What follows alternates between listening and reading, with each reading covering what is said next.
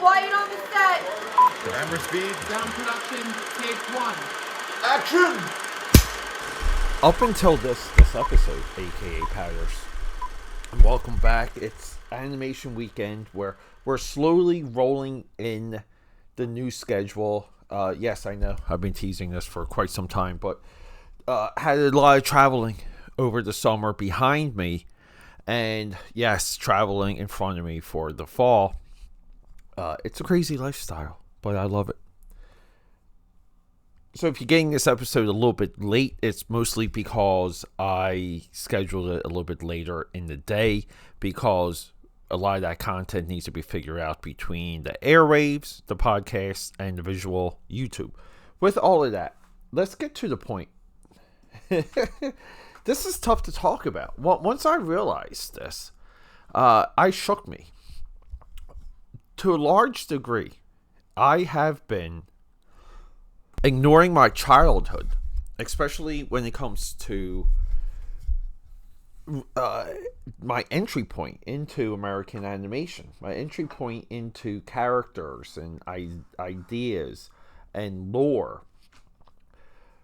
Funding the idea, you need a toy line, insanely creative individuals that did their job, but they did something amazing.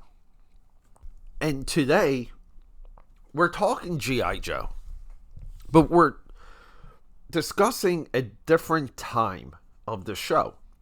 If you guys don't know, let's just get right into it. Real quick. Ronald Reagan deregulated corporations, companies being able to advertise to children. So these toy companies, they developed cartoons to sell product and the commercials to let you know what products were available where. This led to Silverhawks, Thundercats, G.I. Joe, Transformers, even all the way up to, well, what I think is the greatest of all of them, Exo Squad. But G.I. Joe of its day was the clear winner of all of this until the movie. So 1987, we get this G.I. Joe the movie, based on The Lost Horizon, by the way, the James Hilton book, The City of Shangri-La. Shangri-La, Cobra-La. And the movie doesn't quite hit. Previously, the previous year, we had Transformers the movie. That didn't quite hit either. So we get this the fading of the American toy experiment is fading into the 90s relatively quick. And a lot of people looked at G.I. Joe the movie as the failure. This is the point zero of the ground zero where it just really started to slide in G.I. Joe, largely thanks to the Teenage Mutant Ninja Turtles. Didn't make it out of the 90s, but in a lore sense, in the continuity sense, there's more of a through line with the original G.I. Joe toy line. From the Greens, which are the original, I think, 6 or 8 rock and roll grunt, Short Fuse, oh my god, I forget, Scarlet, they were all green in tone. The vehicles were green in tone, like Clutch. And you can you can pretty much document the rise and fall of the toy line just based on the colors. If you line up all the G.I. Joes, there's a lot of color towards the end. They're doing that to compete with the Teenage Mutant Ninja Turtles. I think they were competing well with the line. I think on a toy shelf level, it blended. I remember this. Transformers was trying to do this with what they called Generation 2. And by the time the Transformers rolled around to Generation 2, the line was a joke. And we can talk about that another day. This might be a little bit more of a series too, on the weekends where I talk about these franchises in particular ways. G.I. Joe has had the benefit of being so well documented. I mean, just the YouTube deep dive alone is phenomenal. AKAPAD. They're interviewing third guy from the left that came up with this idea for that. That's how deep entrenched all of it is. So to cycle back to the movie. So the movie comes out and we introduce this like horror level to Cobra. This history to Cobra where they're an ancient civilization. They've been on Earth for so long. And they're coming into the world through this Cobra commander and this Cobra terrorist army. But Cobra Commander is their failure, and Serpentor is their successor. So as a kid, this just seemed like hogwash to me. It just really made no sense. It didn't quite land.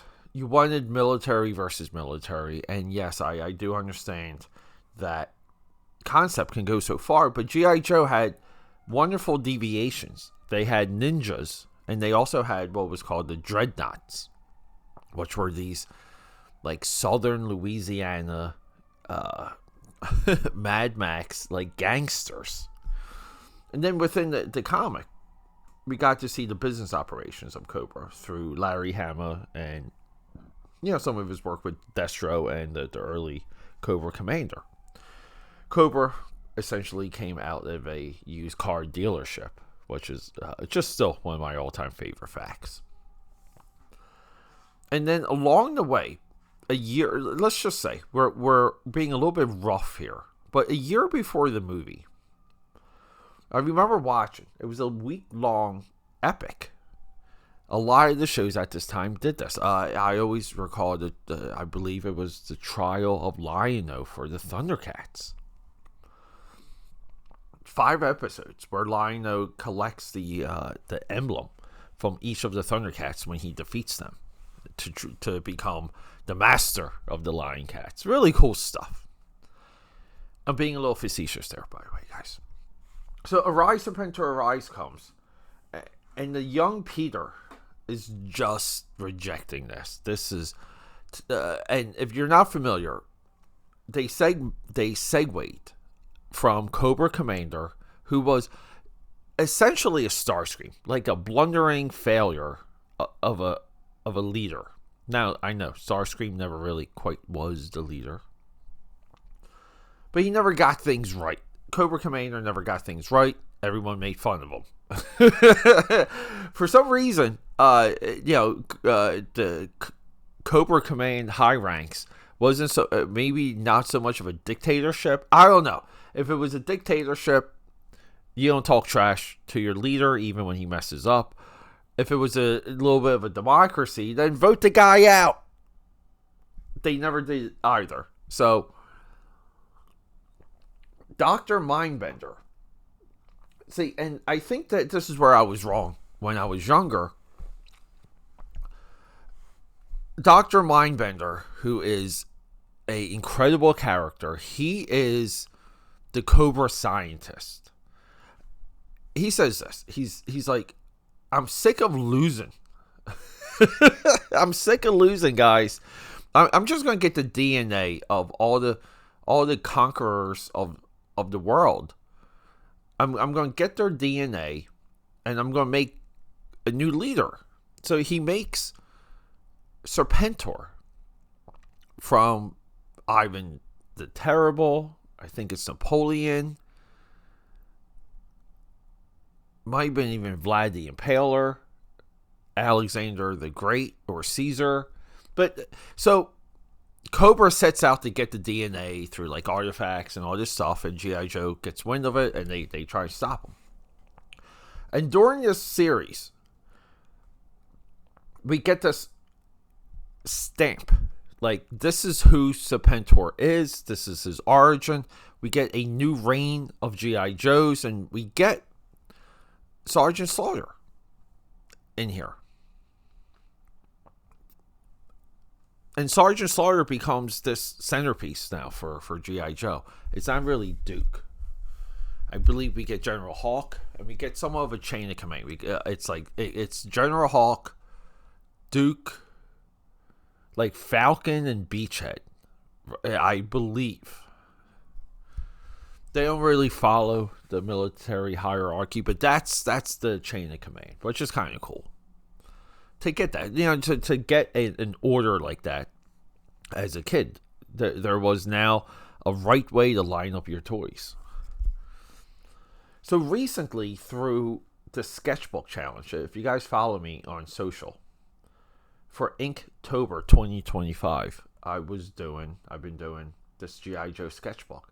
And my idea for the sketchbook was to really illustrate the characters in a hardcore, like, frenetic, energetic way. A way that I had never seen. Social media explodes. They love it. Immediately start getting requests for commissions. But I don't do commissions. So it's just like, hey, please enjoy and support. No commission. But thank you, though. Always flattered. So within this, like, sketchbook challenge, I'm delving into G.I. Joe.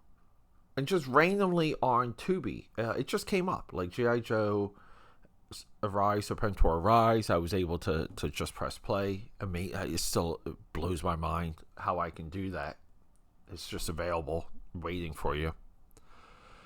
And I start watching this episode, and about 15 minutes in, I'm just like, wow. Like, this is cool. Not only is it cool, but it is wild as fuck. It's so wild, AKAPADers. Dr. Mindbender gets a fever dream of how to put all of this together, and he essentially wakes up and convinces the Cobra High Command that they have to do this. So they, and there we go, like, all systems are go. And we get this introduction to the new breed of G.I. Joe, the new toys for you to buy. Beachhead alone.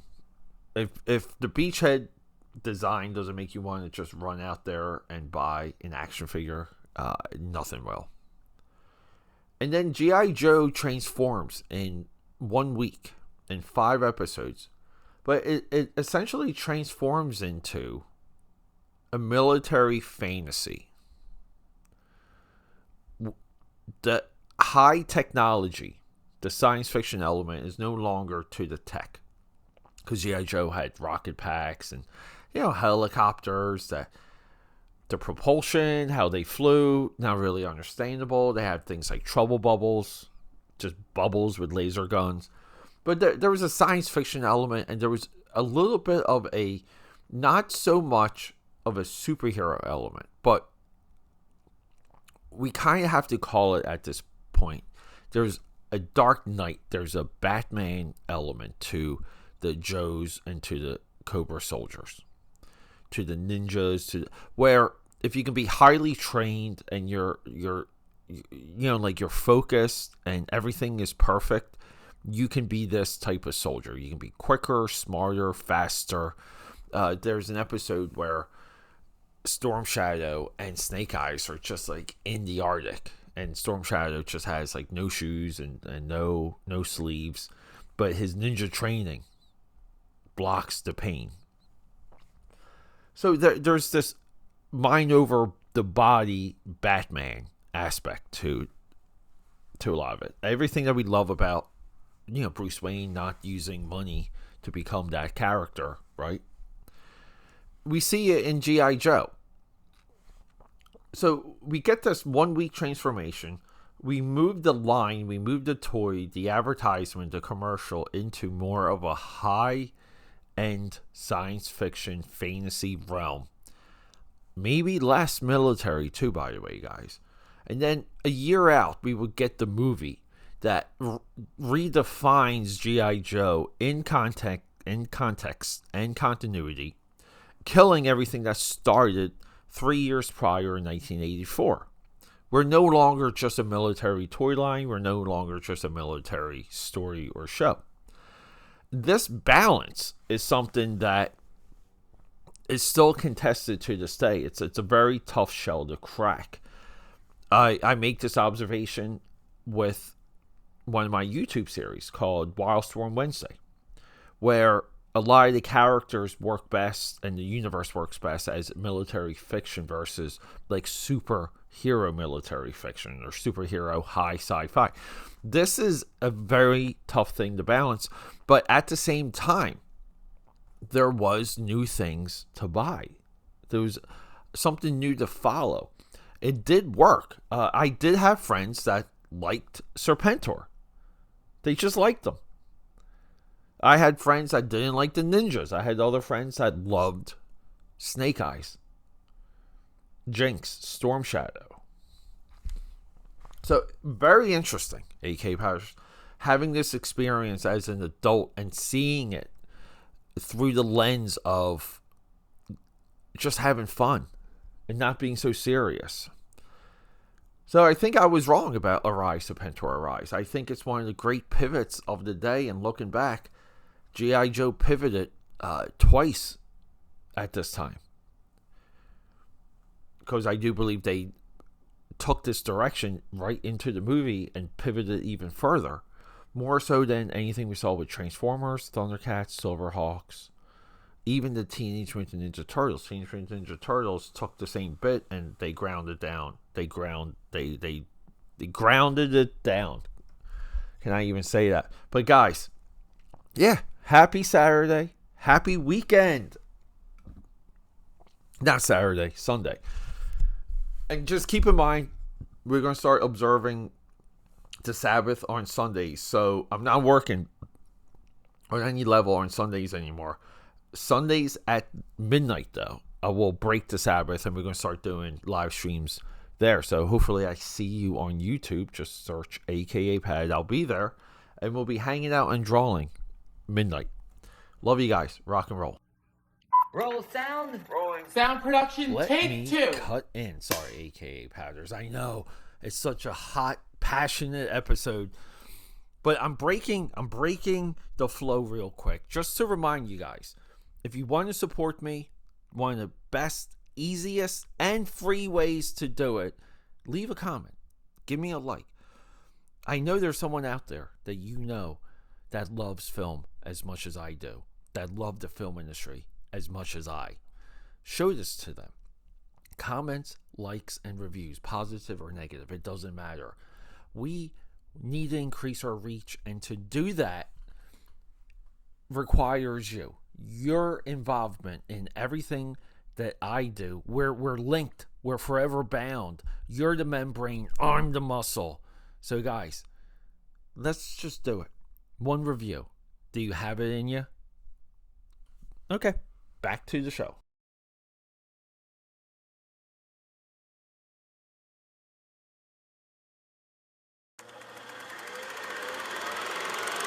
Okay, that's a wrap.